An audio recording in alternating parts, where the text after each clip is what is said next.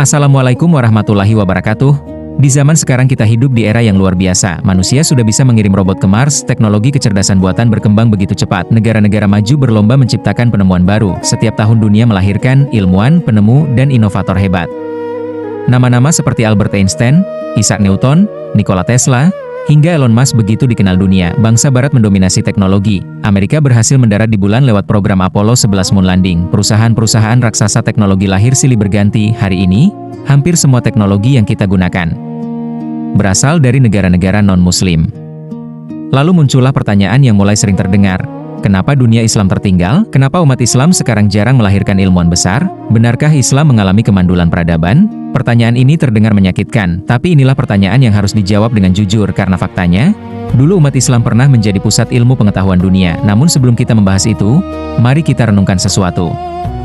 Apakah Islam memang mengajarkan umatnya untuk tertinggal? Atau justru umat Islam sendiri yang menjauh dari ajaran agamanya? Karena kalau kita membuka Al-Quran, ayat pertama yang turun bukan tentang perang, bukan tentang kekuasaan, bukan tentang harta, melainkan satu kata, Iqra, bacalah. Islam lahir dengan perintah membaca. Betapa luar biasanya, di saat dunia Arab masih tenggelam dalam kebodohan dan peperangan suku, Islam datang membawa revolusi ilmu pengetahuan.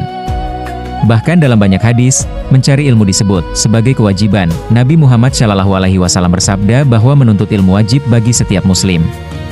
Perhatikan, bukan hanya ulama, bukan hanya laki-laki, tapi setiap muslim. Artinya sejak awal Islam sebenarnya adalah agama yang mendorong lahirnya ilmuwan, pemikir, dan peneliti. Dalam Al-Quran berkali-kali Allah menyuruh manusia berpikir tentang langit, tentang bumi, tentang bintang-bintang, tentang penciptaan manusia, tentang alam semesta. Islam tidak pernah memusuhi ilmu, justru peradaban Islam pernah menjadi rumah terbesar ilmu pengetahuan dunia, dan puncak kejayaan itu pernah berdiri megah di sebuah tempat yang dikenal dengan nama House of Wisdom atau dalam bahasa Arab Baitul Hikmah. Bayangkan ini, ribuan tahun lalu ketika sebagian Eropa masih berada dalam masa kegelapan, Baghdad justru bersinar sebagai pusat ilmu dunia. Di Baitul Hikmah, para ilmuwan berkumpul, buku-buku dari Yunani, Persia, India diterjemahkan ke bahasa Arab. Matematika berkembang, astronomi berkembang, kedokteran berkembang. Perpustakaannya disebut-sebut sebagai salah satu yang terbesar di dunia saat itu. Para khalifah mendukung ilmu pengetahuan, ilmuwan dihormati, penulis dihargai, diskusi intelektual hidup siang dan malam, dan dari rahim peradaban Islam itulah lahir tokoh-tokoh besar yang mengubah dunia. Seperti Al-Khwarizmi, tahukah kalian? Dari nama Al-Khwarizmi lahir kata algoritma. Ya, algoritma yang hari ini menjadi dasar komputer dan kecerdasan buatan. Akar ilmunya berasal dari ilmuwan muslim. Kemudian ada Ibnu Sina. Bukunya tentang kedokteran menjadi rujukan dunia selama ratusan tahun di Eropa. Lalu ada Al-Biruni yang menghitung radius bumi dengan metode luar biasa akurat. Ada Ibnu Haytham yang dijuluki bapak optik modern. Ada Jabir Ibn Hayyan yang dianggap pelopor ilmu kimia, dan masih banyak lagi. Mereka bukan hanya ahli agama, mereka ilmuwan, mereka peneliti, mereka pemikir besar, mereka mempelajari Al-Quran sekaligus mempelajari alam semesta. Karena bagi mereka mempelajari ilmu adalah bagian dari ibadah. Lalu sekarang pertanyaannya, kenapa umat Islam mengalami kemunduran? Ini bagian yang paling sulit dibahas, karena jawabannya bukan sesederhana, Islam salah. Tidak. Justru banyak sejarawan berpendapat bahwa kemunduran terjadi ketika umat Islam mulai meninggalkan tradisi ilmu. Diskusi mulai mati, fanatisme berlebihan muncul, perpecahan politik terjadi di mana-mana, belum lagi invasi besar seperti serangan Mongol ke Baghdad. Tahun 1258, peristiwa itu menjadi salah satu tragedi terbesar dalam sejarah Islam. Perpustakaan dibakar, buku-buku dihancurkan, ilmuwan terbunuh. Konon air sungai Tigris sampai menghitam karena tinta buku-buku yang dibuang ke sungai. Bayangkan.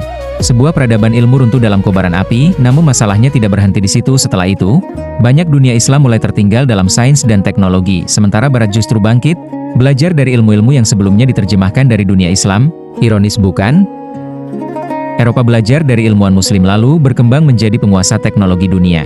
Sedangkan banyak negeri muslim justru sibuk dengan konflik internal. Hari ini, kita sering bangga mengatakan Islam adalah agama besar, tapi pertanyaannya, sudahkah kita benar-benar mencintai ilmu?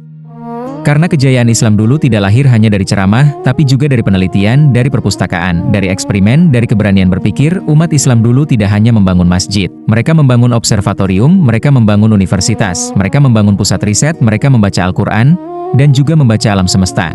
Maka mungkin pertanyaan sebenarnya, apakah umat Islam hari ini sudah meninggalkan semangat ilmu yang diajarkan Islam?